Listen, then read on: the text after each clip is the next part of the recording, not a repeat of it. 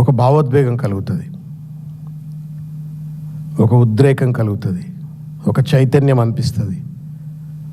రాజకీయ ప్రస్థానంలో ఉన్నాం కాబట్టి తెలంగాణ పట్ల మరింత బాధ్యత, చిత్తశుద్ధి కలిగినటువంటి ఒక నాయకుల లెక్క, ఒక పార్టీ కార్యకర్తల లెక్క, కేసీఆర్ సైనికుల లెక్క ఇంకా బలంగా పనిచేయాలనేటువంటి ఒక ప్రేరణ ఈ 3 పదాలు తెలంగాణ ఉద్యమం, ఉద్యమకారులు, ఉద్యమం, అమరవీరులు అంటే గుర్తొస్తుంది.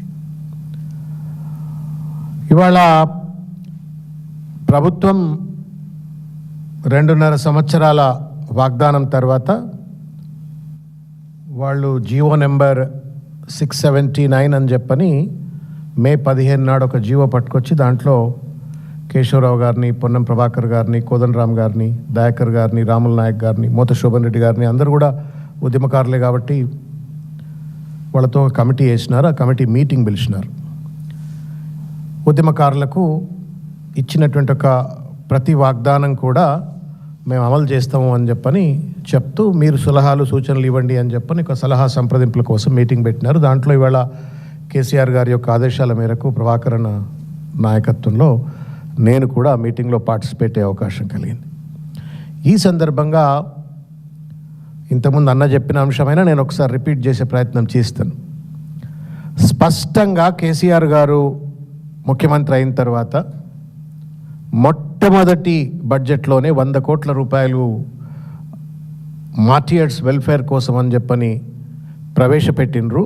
మరి మీరేం బడ్జెట్లో ప్రవేశపెట్టినరు అని చెప్పని ప్రశ్నిస్తూ కేసీఆర్ గారు నాయకత్వంలో వారు ముఖ్యమంత్రిగా 610 మంది అమరవీరులను గుర్తించి వాళ్లకు న్యాయం చేసినరు. అదేవిధంగా 582 మంది కళాకారులను గుర్తించి గోసి కట్టి, కాళ్ళ గజ్జలు కట్టి, గొంగడేసుకొని తెలంగాణ ఉద్యమానికి పాటల ఊపిరి అందించినటువంటి ఆ కళాకారులందరికీ కూడా స్వాలంబన ఉండేందుకోసం అని చెప్పని కేసీఆర్ గారు అందుకున్నారు. మరి మీరేం చేస్తారు, మీ ప్రణాళికలు ఏంది అని చెప్పని అడిగినాము. కానీ నిర్దిష్టంగా ప్రభుత్వం నుండి ఏ రకమైనటువంటి ఒక ఆలోచన వాళ్ళు బహిర్గతం చేయలేరు. అనేక కేసీఆర్ గారు కొన్ని చెప్పి చేసిండ్రు, కొన్ని చెప్పకుండా చేసిండ్రు. కానిస్టేబుల్ కృష్ణయ్య లాంటి వాళ్ళు, ఇంకా అనేక మంది అమరుల పిల్లలను చదివించడం కావచ్చు, లేకపోతే ఉద్యమకారుల ఆరోగ్యాలు బాగాలేకపోతే వాళ్ళ ఆరోగ్యాలను కాపాడేందుకు డబ్బులు ఇవ్వటం విషయంలో కావచ్చు, కొంతమంది అమరుల కుటుంబాలకు ఇళ్ల స్థలాలు, గృహ నిర్మాణ సాయం కావచ్చు, అమరుల పిల్లల విద్య కోసం ప్రత్యేక ఫీ రియంబర్స్మెంట్ లాంటి పథకాలు అమలు చేసిన విషయం కావచ్చు, తర్వాత ఇట్లా అనేక అంశాలు కూడా గత ప్రభుత్వం చేసినటువంటి ఒక అంశాలను గుర్తు చేస్తూ మేము నిర్దిష్టంగా ప్రభాకరణ చెప్పినట్టుగా the previous government has applied some criteria, ఒక క్రైటీరియా ద్వారా 610 మందిని గుర్తించిండ్రు. మరి మీరు గత ప్రభుత్వం న్యాయం చేయలేదు అని చెప్పని అంటున్నారు కదా, మరి మీరేం క్రైటీరియా పాటిస్తారు, ఏ క్రైటీరియా తోటి మీరు ఇంకా అమరులైనటువంటి వాళ్ళని గుర్తిస్తారు, ఎంతమందికి సాయం చేస్తారు అని చెప్పని అంటే ఇంతకుముందు ప్రభాకరన్ అన్నట్టుగా వాళ్ళ దగ్గర సమాధానం లేదు.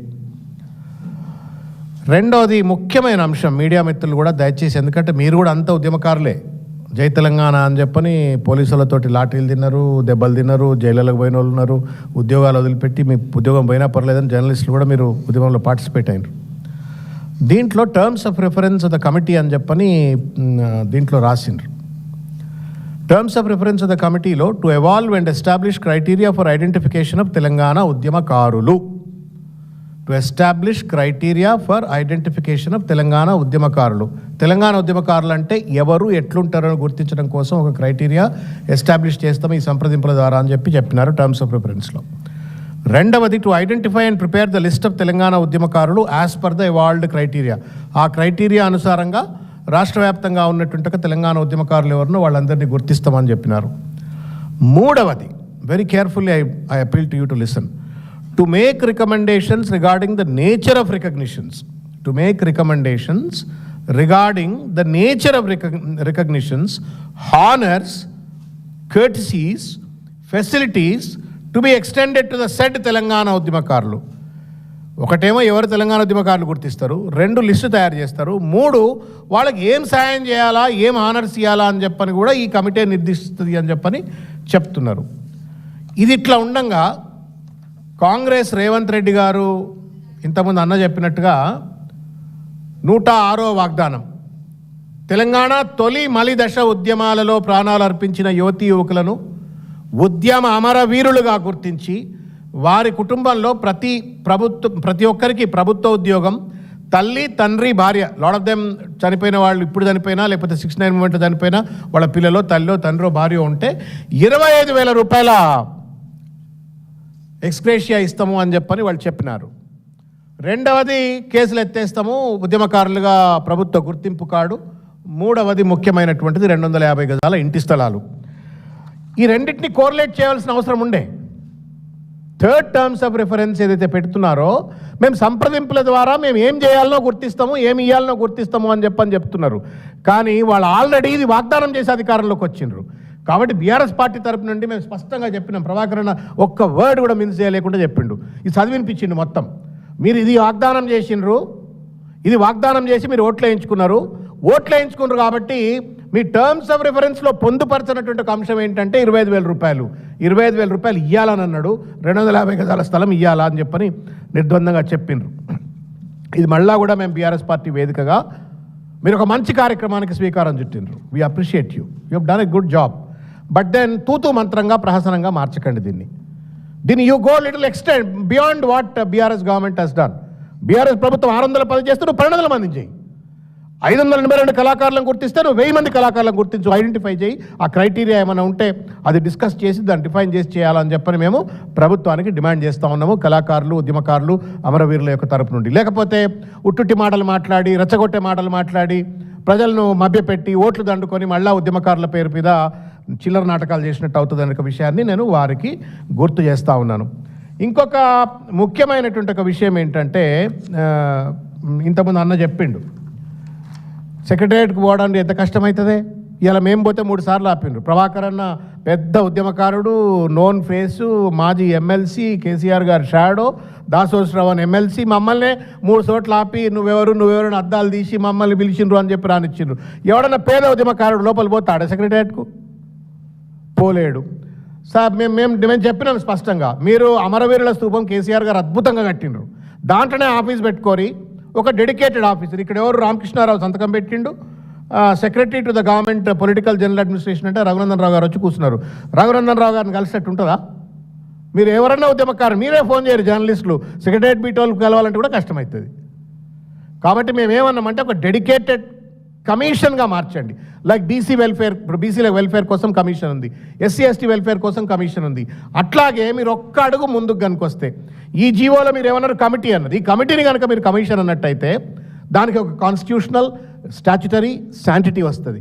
మీరేమన్నా ఇప్పుడు ఇవాళ రేపు ఏంది, ఇప్పుడు కేశవరావు గారు ఇంత పెద్దోడైనా ఈయన చెప్తే చీఫ్ సెక్రటరీ వినాలి ఏం లేదు, గ్యారంటీ లేదు. We're in a very autocratic the governance. ముఖ్యమంత్రి చెప్తే తప్ప ఫైళ్ళు కదలవు. కాబట్టి దీనికి ఒక కాన్స్టిట్యూషనల్ శాంటిటీ ఉండాలంటే దీన్ని ఒక కమిషన్గా మార్చినట్టయితే ఉద్యమకారులైన జర్నలిస్టులు కావచ్చు, అమరవీరుల కుటుంబాలు కావచ్చు, సబ్బండ వర్గాలు కావచ్చు, వీళ్ళందరూ కూడా దాంట్లో వెళ్ళి కన్సల్టేషన్ ప్రాసెస్ ఉంటుంది. కాబట్టి మీరు విస్తృతమైన పార్టీలతోటే ఆపకండి. సబ్బండ వర్గాలు, జేఏసీలో అన్ని కులా సంఘాలు, అన్ని విద్యార్థి సంఘాలు, రకరకాలైన వ్యక్తులందరూ కూడా ఉద్యమంలో పార్టిసిపేట్ అయినరు. వాళ్ళందరితో కూడా ఈ సంప్రదింపుల కార్యక్రమాన్ని ముందుకు తీసుకెళ్లాలి. ఒక ప్రత్యేక కార్యాలయం, ప్రత్యేక కార్యదర్శి, ప్రత్యేక ప్రభుత్వం, ఇంతకుముందు వారన్నట్టుగా బడ్జెట్ ఇవన్నీ కూడా పెట్టాలని చెప్పడం జరిగింది. దాంతోపాటుగా మేము 2 విషయాలు చాలా స్పష్టంగా చెప్పినాం. ఉద్యమ చిహ్నాలను నాశనం చేయకండి. ఆల్రెడీ చేసిండ్రు, బట్ మేము తప్పదు కాబట్టి, ఉద్యమంలో ఉన్నటువంటి వాళ్ళం కాబట్టి, ఉద్యమకారులకు సంబంధించిన అంశాన్ని పట్ల చర్చ జరుగుతుంది కాబట్టి దానిపైన అడిగినాం. మేము తెలంగాణ ఉద్యమ నేపథ్యంలో వచ్చినటువంటి ఒక ఉద్యమ చిహ్నం, విప్లవ చిహ్నం తెలంగాణ తల్లి. ఆ తల్లి రూపురేఖలు మార్చేసినారు, ఇది అన్యాయం అవుతుంది. రెండవది, తెలంగాణ ఉద్యమానికి స్ఫూర్తి, రాష్ట్ర ఏర్పాటుకు స్ఫూర్తి డాక్టర్ బిఆర్ అంబేద్కర్ ఆర్టికల్ 3. ఆ ఆర్టికల్ 3ని గౌరవించాలంటే, రాజ్యాంగాన్ని గౌరవించాలంటే 125 ఫీట్ల అడుగులు ఉన్నటువంటి ఒక అంబేద్కర్ విగ్రహానికి తాళం వేసి పెట్టకండి కేసీఆర్ గారి పైన కోపంతో. అవన్నీ కూడా ఉద్యమ సంబురాల్లో భాగం కాబట్టి వాటిని కూడా కాపాడండి అని చెప్పడం జరిగింది.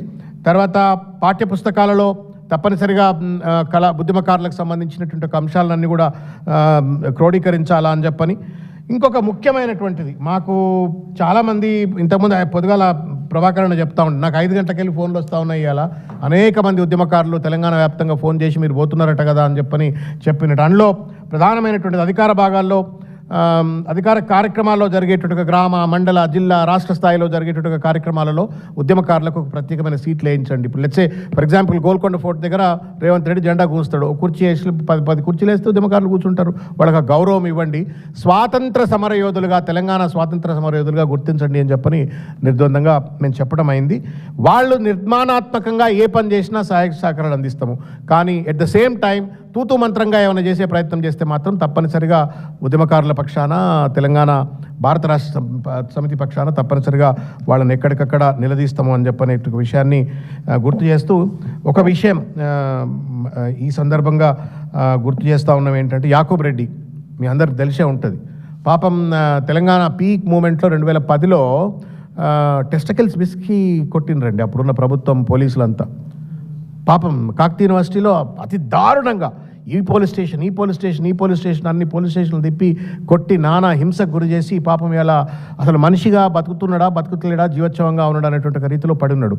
ఆ వ్యక్తి పాపం కొట్టిన పోలీసుల ఆఫీసర్లు వెంకట నరసయ్యట ఎవరో ఇంకా కొంతమంది ఆఫీసర్ల పైన కేసులు వేస్తే అప్పటి ప్రభుత్వమే మళ్ళీ కనీసం హైకోర్టు తీర్పులను గౌరవించకపోగా మళ్ళీ సుప్రీంకోర్టుకి వెళ్ళి దానిపైన స్టే పట్టుకొచ్చి అతనికి ఇంకా కంపెన్సేషన్ ఇటువంటి రాలే. So we told very clearly, కేటగారికల్గా చెప్పినాం, మళ్ళీ కూడా రిటర్న్ రిప్రజెంటేషన్స్ ఇస్తాం. ఉద్యమకారులు ఎవరెవరైతే కేసులు ఈ రకంగా వాళ్లకు న్యాయం జరగాలని కేసులు వేసినరో వాళ్ళపైన కక్ష సాధింపుగా ప్రభుత్వాలు ముందుకు పోకుండా వాళ్లకు వెసులుబాటు కలిగిస్తూ వాళ్ళకి అన్ని రకాలుగా న్యాయం కలిగేటువంటి ఒక వెసులుబాటు కల్పించాలా. ఆఫ్టర్ ఆల్ ఇవాళ స్టేట్ ఇట్లా ఉన్నది అంటే వాళ్ళ త్యాగం, వాళ్ళ పోరాటం, వాళ్ళ అమరత్వం. కాబట్టి ఆ త్యాగాలు, పోరాటాలు, అమరత్వాలను గౌరవిస్తూ వాళ్ళకు సరి అయినట్టుగా న్యాయం చేసే అన్ని చర్యలు చేపట్టాలా. మీ ప్రతి చర్యకు మేము తోడ్పాటు అందిస్తామని చెప్తూ వాళ్ళ మేనిఫెస్టోను, వాళ్ళ జీవోలో ఉన్న లొసుగులను ఒక్క పదం కూడా పోకుండా ప్రభాకరణ నేతృత్వంలో అన్ని కూడా మేము చెప్పినాము. బట్ ఇంకా కూడా కంటిన్యూస్గా ప్రతి ఉద్యమకారుడికి ఇంకా వాళ్ళు ఇస్తామన్నట్టు వాగ్దానం అమలయ్యేంత వరకు మా పోరాటం ఇట్లే ఉంటుంది, మా ప్రశ్న ఇట్లే ఉంటుంది. Thank you.